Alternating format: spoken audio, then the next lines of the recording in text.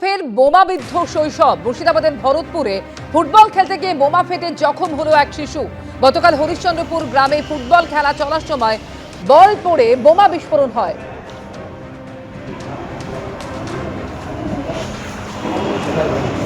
মুর্শিদাবাদের ভরতপুরে এবার ফুটবল খেলতে গিয়ে বোমা ফেটে জখম হলো এক শিশু। ফুটবল খেলা চলছিল এবং সেই সময় ঘটনা ঘটে। গুরুতর জখম হয়েছে 7 বছরের ওই শিশু।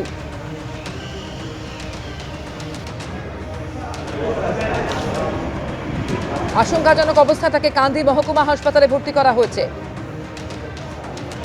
মুর্শিদাবাদের ভরতপুরের ঘটনা, যেখানে ফের বোমাবিদ্ধ হলো শৈশব। ফুটবল খেলতে গিয়ে বোমা ফেটে জখম হলো এক শিশু। 7 বছরের ওই শিশু গুরুতরভাবে জখম হয়েছে এই ঘটনায়।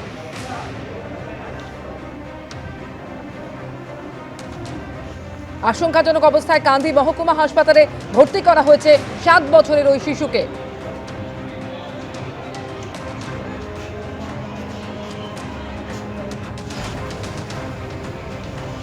ফুটবল খেলতে গিয়ে ফাটলো বোমা, এই বিষয় নিয়ে বিস্তারিত জানবো।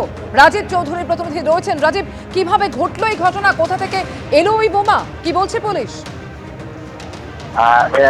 বোমা যে খেলার মাঠ যেখানে ছিল ভরতপুরের হরিশ্চন্দ্রপুরের পাশের যে মাঠ, সেই মাঠেই কোনো জায়গায় জমা করা ছিল বলে অনুমান করা হচ্ছে। এবং গতকাল দুপুরে যখন ওই শিশুগুলো খেলছিল এবং বলটা যখন বোমার উপর পড়ে তখনই বিস্ফোরণ হয় বলে তার পরিবারের পক্ষ থেকে বলা হচ্ছে।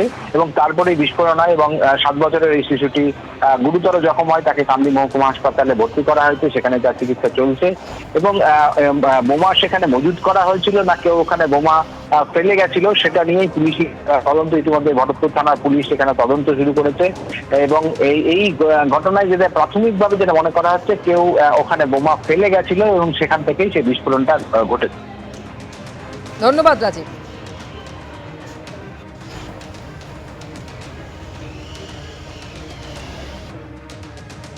পরের খবরে আসবো। কোচবিহারের দিনহাটায় বিধ্বংসী আগুনে পুড়ে ছাই হয়ে গেল 18টি দোকান।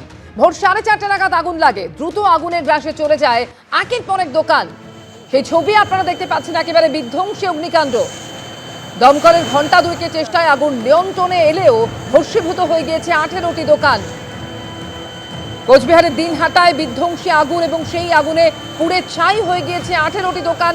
একেবারে বিধ্বংসী আগুন লাগে, দেখতে পাচ্ছেন সেই ছবি। ভোর 4:30 নাগাদ আগুন লাগে বলে জানা গিয়েছে।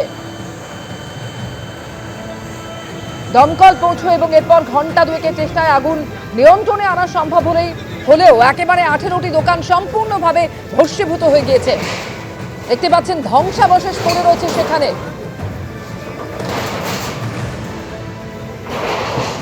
আগুন লাগার কারণ এখনো পর্যন্ত জানা যায়নি। সকালে ঘটনাস্থলে যান উত্তরবঙ্গ উন্নয়ন মন্ত্রী উদয়ন গুহ।